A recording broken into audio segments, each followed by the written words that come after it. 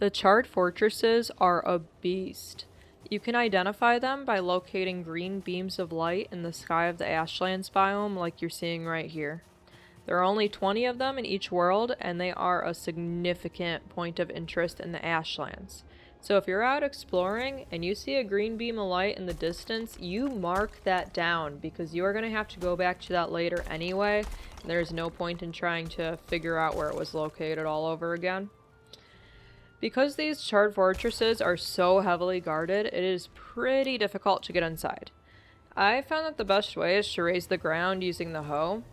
This is my favorite method because enemies can't damage the ground, so this will act as a permanent pathway into the charred fortress, and you won't need to keep repairing it or anything, because, like I said, it's permanent. You may also notice that the fortress is covered in spike strips. You can actually use the demolisher or iron sledge to smash them for scrap bronze if you would like. But anyway, once you have your pathway complete, you will want to begin by picking off some of these enemies lurking in the fortress. There are a few different ways I've gone about this. The first option is using ranged weapons, whether that's a staff or bow and arrows.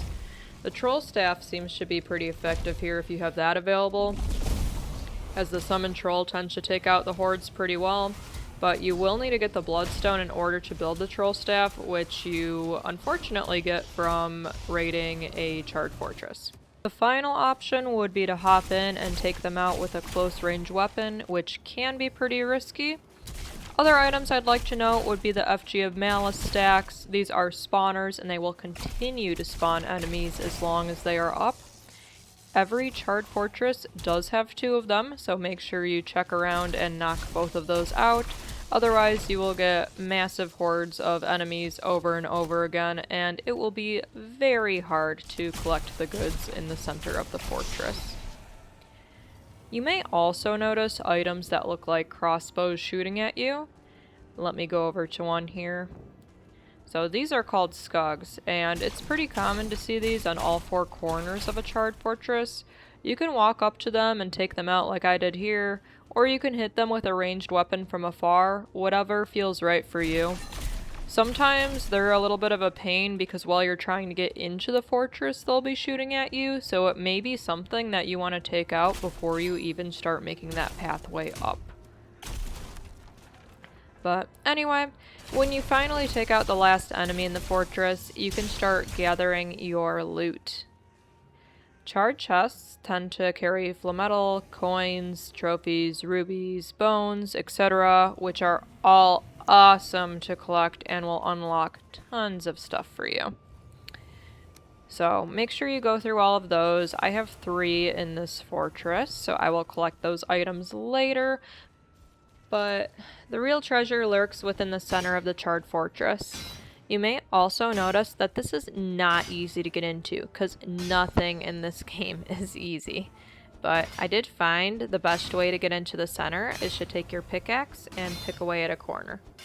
It will take a while, so you will have to chip away for a bit, but it does eventually give way. And when it does, you can just go on and hop into the center. The center of the fortress has extremely valuable items.